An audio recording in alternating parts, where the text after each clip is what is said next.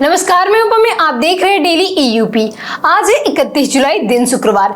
खबरों की शुरुआत करने से पहले आपसे दिल से एक छोटी सी गुजारिश, अगर आपने अभी तक डेली ईयूपी को सब्सक्राइब नहीं किया है तो कृपया अभी कर लीजिए, क्योंकि आपका एक सब्सक्राइब हमारे लिए सिर्फ एक क्लिक नहीं बल्कि भरोसे और हौसले की सबसे बड़ी ताकत है। यही आपका साथ हमें हर दिन तेज, सटीक और भरोसेमंद खबरें आप तक सबसे पहले पहुंचाने की प्रेरणा देती है। तो आइए बिना किसी देरी की शुरुआत करने से पहले डालते हैं आज की 25 बड़ी खबरों की अहम सुर्खियां, जो आपके लिए जानना बेहद जरूरी है। यूपी के 40 अस्पताल बनेंगे मेडिकल शिक्षा का केंद्र। यूपी के गांव में शुरू हुई आधार अपडेट की सुविधा। यूपी में भवन निर्माण के लिए नई नीति जल्द होगी लागू। यूपी के कॉलेज में अब कचरा प्रबंधन पढ़ाई होगा अनिवार्य। यूपी का परीक्षा मॉडल बनाए पूरे देश के लिए उदाहरण। इसी के साथ बढ़ते हैं आज की 25 बड़ी खबरों की ओर विस्तार से। उत्तर प्रदेश के 15 जिलों में आंगनबाड़ी कार्यकर्ती और 9 जिलों में सहायक पदिका पर भर्ती जारी है। केवल 12वीं पास महिला अभ्यर्थी जो संबंधित जिले के निवासी हो वो ऑनलाइन आवेदन कर सकती है। आयु सीमा 18 से 35 वर्ष निर्धारित की गई है, जबकि आरक्षित वर्गों को नियम अनुसार छूट मिलेगी। आवेदन की अंतिम तिथि जिले के अनुसार अलग अलग है। इच्छुक उम्मीदवार आधिकारिक वेबसाइट पर पंजीकरण ऑनलाइन फॉर्म भर सकते हैं। यूपी के 40 जिला अस्पताल बनेंगे मेडिकल शिक्षा का केंद्र। उत्तर प्रदेश के 40 अस्पताल अब चिकित्सा शिक्षा विभाग केंद्र बनेंगे। NBEMS ने 13 विषयों में DNBED और डिप्लोमा की 369 सीटों को मंजूरी दी है। इससे विशेषज्ञ डॉक्टरों की उपलब्धता बढ़ेगी, अस्पतालों की गुणवत्ता में सुधार होगी और MBBS डॉक्टरों को जिला अस्पताल में भी उच्च शिक्षा का अवसर मिलेगा। यूपी के गांवों में शुरू हुई आधार अपडेट की सुविधा। उत्तर प्रदेश के 6 जिले की 110 ग्राम पंचायतों में आधार नामांकन और अपडेट सेवा शुरू हो गई है। अब ग्रामीण को शहर नहीं जाना पड़ेगा। 75,000 से अधिक सेवाएं दी जा चुकी है। पहले जिलों में 5,000 पंचायतों में केंद्र खोलने का लक्ष्य है, जिससे डिजिटल सेवाएं, समय, धन की बचत और पंचायतों की आय बढ़ेगी। यूपी में भवन निर्माण के लिए नई नीति जल्द होगी लागू। उत्तर प्रदेश सरकार औद्योगिक विकास प्राधिकरण में भवन निर्माण के लिए एकीकृत मॉडल भवन विनियम 2026 लागू करेगी। नई नीति में क्लिनिक, अस्पताल, होटल, ग्रुप हाउसिंग, शैक्षणिक संस्थानें और औद्योगिक परियोजना के लिए न्यूनतम भूखंड, सड़क चौड़ाई, भवन ऊंचाई, पार्किंग, अग्निशमन मानक और श्रमिक डॉर्मेट्री सहित एक समान नियम तय किए गए हैं। यूपी में आत्मनिर्भर गौशालों के लिए शुरू होगी नई प्रतिस्पर्धा।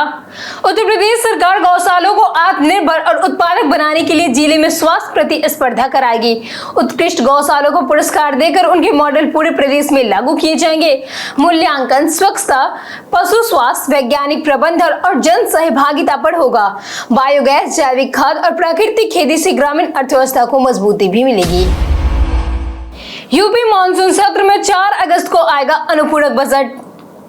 उत्तर प्रदेश विधानमंडल का मानसून सत्र 3 से 6 अगस्त तक चलेगा।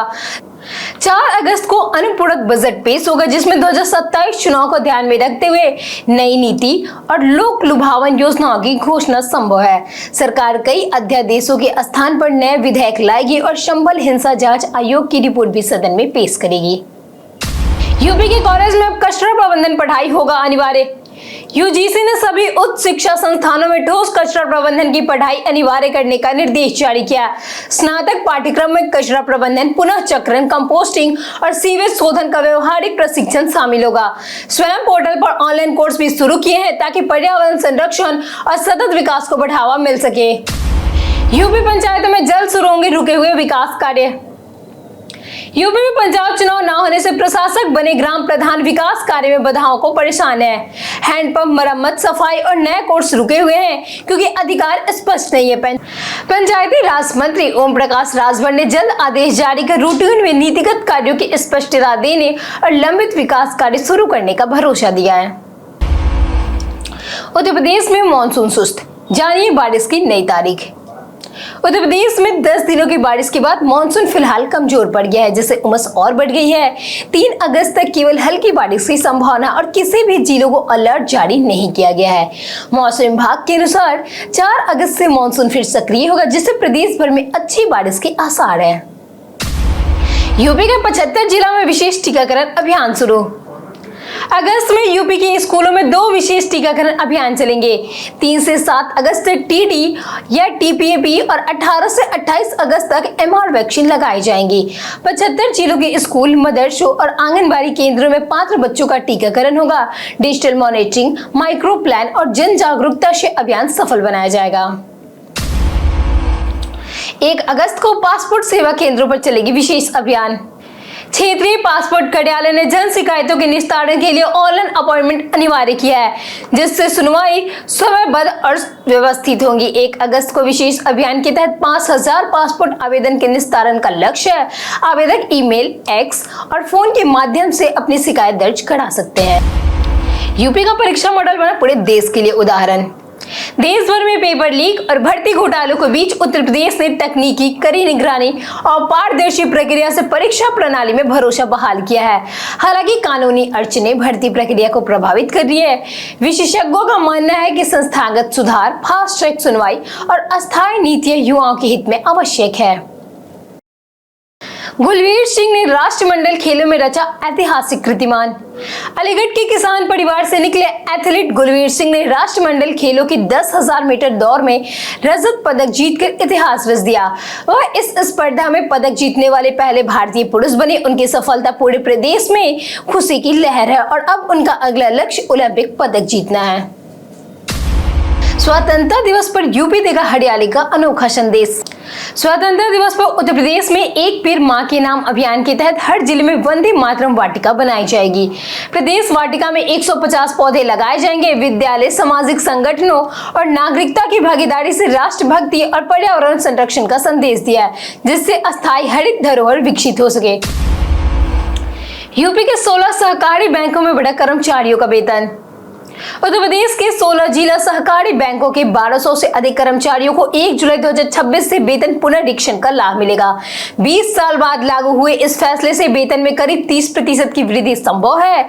1996 और 2006 से लंबित मांग पूरी होने पर कर्मचारियों ने सरकार का आभार जताया है। यूपी बर्थडे स्पेशल में आज हम बात करेंगे मुंशी प्रेमचंद के बारे में।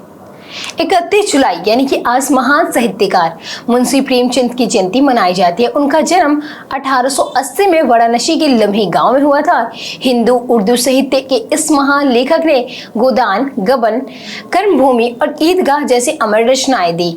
समाज की कुरीतियों और आम लोगों के संघर्ष को उन्होंने अपनी लेखनी से अमर बना दिया। सावन में काशी पहुंचे श्रद्धालुओं को मिलेगी हर सुविधा। सावन में शिव भक्तों के स्वागत के लिए काशी पूरी तरह तैयार हो चुकी है। वाराणसी स्टेशन पर होल्डिंग एरिया, दशाश्वमेध में अखंड भंडारा, 5000 पुलिसकर्मी, ड्रोन वे AI त्रिनेत्र निगरानी, अतिरिक्त ट्रेन बसें और विशेष सुरक्षा व्यवस्था की गई। BHU विश्वनाथ मंदिर में अलग कतारें तथा सावन में 9 शुभ योग बनेंगे। इन गलतियों से छात्रवृत्ति आवेदन तुरंत हो सकते हैं निरस्त। कानपुर डीएम ने छात्रवृत्ति आवेदन में आधार, बैंक खाता, NPCI मैपिंग और दस्तावेज की त्रुटियां समय पर रहने सुधारने के निर्देश दिए। पिता का आय प्रमाण पत्र अनिवार्य, अन्यथा नियम अनुसार माता या अभिभावक का प्रमाण पत्र लगेगा। गलत आय प्रमाण पत्र देने पर आवेदन निरस्त हो सकते हैं। आवेदन तिथियां भी जारी कर दी गई है। यूपी के सभी हेड पोस्ट ऑफिस में दौड़ी आधार सेवा शुरू। उत्तर प्रदेश के सभी मुख्य डाकघरों में अब आधार नामांकन, अपडेट और संशोधन की सुविधा 2 शिफ्टों में उपलब्ध होगी। पहली पाली सुबह 8 बजे से दोपहर 2 बजे और दूसरी पाली 2 से शाम 6 बजे तक चलेगी। नई व्यवस्था से लोगों की सुविधा बढ़ेगी और आधार सेवाओं लाभ लेने वाले संख्याओं में लगभग 30% वृद्धि हुई है। क्या आप जानते हैं झांसी के किले के इतिहास के बारे में? झांसी का किला 1613 ईस्वी में बुंदेला राजा वीर सिंह जुदेवा द्वारा बनाया गया था। बाद में इस पर मुगलों, मराठों और अंग्रेजों का शासन रहा। 1857 के प्रथम स्वतंत्रता संग्राम में यह किला वीरता का प्रमुख केंद्र माना जाता है। किले में 22 बुर्ज, रक्षा खाई, बरादरी और कड़क बिजली तोप स्थित है। आज यह भारतीय पुरातत्व विभाग के संरक्षण में है। जानकीपुरम रेलवे स्टेशन बनेगा सर्कुलर रेल का प्रमुख केंद्र। उत्तर प्रदेश के मोहिबुलमपुर रेलवे स्टेशन का नाम बदलकर जानकीपुरम रेलवे स्टेशन का प्रस्ताव सरकार को भेजा गया है। स्टेशन को आधुनिकीकरण, अतिरिक्त प्रवेश द्वार, वाईफाई, डिजिटल डिस्प्ले और यात्री सुविधाएं बढ़ेंगी। भविष्य में यह सर्कुलर रेल का अहम हिस्सा स्टेशन बनेगा और कई एक्सप्रेसवे ट्रेनों का ठहराव भी प्रस्तावित है। बारिश में फिर खुली लखनऊ एक्सप्रेसवे की पोल। 4,200 करोड़ रुपए की लागत से बने लखनऊ कानपुर एलिवेटेड एक्सप्रेसवे पर 17 दिनों में दूसरी बार स्लीपेज की समस्याएं सामने आई है। उन्नावा के किलोमीटर 30 पर मरम्मत शुरू कर दी गई है। निर्माण गुणवत्ता पर सवाल उठ रहा है, जबकि NHAI ने इसे ऐतिहासिक मरम्मत बताते हुए कहा कि पूरे एक्सप्रेसवे का लगातार निरीक्षण किया जा रहा है। वाराणसी शूटिंग से ब्रेक लेकर फिल्म देखने पहुंची प्रियंका चोपड़ा। हैदराबाद में SS राजमौली की फिल्म वाराणसी की शूटिंग कर रही प्रियंका चोपड़ा ने व्यस्त शेड्यूल से समय निकालकर पति निक जोनस और सह कलाकार महेश बाबू के साथ AMB सिनेमास में फिल्म देखी। तस्वीर सोशल मीडिया पे खूब वायरल हो रही है। एक्शन एडवेंचर फिल्म में प्रियंका मंदाकिनी और महेश बाबू रुद्रा की भूमिका में है। फिल्म 7 अप्रैल 2027 को रिलीज होगी। ओकीब नबी और जलज पर विहारी इरफान का बड़ा बयान। श्रीलंका के खिलाफ टेस्ट टीम चयन के बाद इरफान पठान और हनुमा विहारी ने चयनकर्ताओं पर सवाल उठाया। पठान ने घरेलू क्रिकेट में शानदार प्रदर्शन के बावजूद ओकीब नबी को मौका न मिलने पर निराश जताई। वहीं विहारी ने जलदा सक्सेना को घरेलू क्रिकेट का लीजेंड बताते हुए कहा कि उन्हें कभी उनके प्रदर्शन के अनुरूप सम्मान और अवसर नहीं मिला है। कई कारणों से दर्ज है भारत के इतिहास में आज की तारीख। वर्ष 1998 में भारतीय टेबल टेनिस खिलाड़ी श्रीजा अकुला का आज ही के दिन जन्म हुआ था। वहीं 1947 में प्रसिद्ध अभिनेत्री मुमताज और 1907 में महान विद्वान, भाषा वैज्ञानिक, गणितज्ञ दामोदर धर्मनंद कौशाम्बी का आज ही के दिन जन्म हुआ था। जबकि 1941 में स्वतंत्रता सेनानी एवं समाज सेवी आशुतोष दास का आज ही के दिन निधन हुआ था। और वही 1940 में भारत की आजादी के लिए बलिदान देने वाले अमर शहीद उधमा सिंह का आज ही के दिन निधन हुआ था। हम प्रतिदिन आपसे 5 ऐसे जरूरी सवाल और उसके जवाब बताएंगे जो कि UPPSC जैसे अन्य प्रतियोगी परीक्षाओं में काम आएंगे। सवाल इतिहास, यूपी स्पेशल, विज्ञान, करंट अफेयर्स और भूगोल से रहेंगे। पूछे गए 5 सवालों में अपना कितना सही उत्तर दिया यह हमें कमेंट करके जरूर बताएं। हमारा पहला सवाल है, 1931 में इलाहाबाद में करबंदी का आंदोलन किसने शुरू किया था? ऑप्शन है कमलापति त्रिपाठी ने, बी लाल बहादुर शास्त्री ने, सी जवाहरलाल नेहरू ने, डी संपूर्णानंद ने। हमारा सही उत्तर है ऑप्शन सी जवाहरलाल नेहरू ने। हमारा दूसरा सवाल है, उत्तर प्रदेश में संस्कृति विभाग की स्थापना किस वर्ष की गई थी? ऑप्शन ए है 1952, बी 1957 में, सी 1961 में, डी 1965 में। हमारा सही उत्तर है ऑप्शन बी 1957 में। हमारा तीसरा सवाल है, महाराजा ईश्वी प्रसाद कहाँ के नरेश थे? ऑप्शन ए है काशी, बी अवध, सी मथुरा, डी कनौज। हमारा सही उत्तर है ऑप्शन ए काशी। हमारा चौथा सवाल है, इलाहाबाद संग्रहालय की स्थापना किस वर्ष की गई थी? ऑप्शन है 1928, ऑप्शन बी है 1931, ऑप्शन बी है 1935, ऑप्शन डी है 1940। हमारा सही उत्तर है ऑप्शन बी 1931। हमारा पांचवा सवाल है, उत्तर प्रदेश राज्य के किस जनपद में हर्बकालीन वस्तुएं प्राप्त हुई? ऑप्शन है मुगलसराय चंदौली, बी आलमगीर मेरठ, सी भटनी देवरिया, डी हापुड़ गाजियाबाद। हमारा सही उत्तर है ऑप्शन बी आलमगीर। इसी के साथ बढ़ते हैं आज के सवाल की ओर। आज का सवाल है, किन क्षेत्रों में सरकार को अब भी और काम करने की जरूरत है? आप अपना जवाब हमें हमारे कमेंट सेक्शन में लिखकर जरूर बताएं। आज के लिए इतना ही। उत्तर प्रदेश के तमाम खबरों के साथ बने रहने के लिए देखते रहिए डेली EUP। और साथ ही अगर आप YouTube चैनल पे देख रहे हो तो चैनल को सब्सक्राइब करें, और अगर आप Facebook पेज पे देख रहे हो तो लाइक और फॉलो जरूर करें।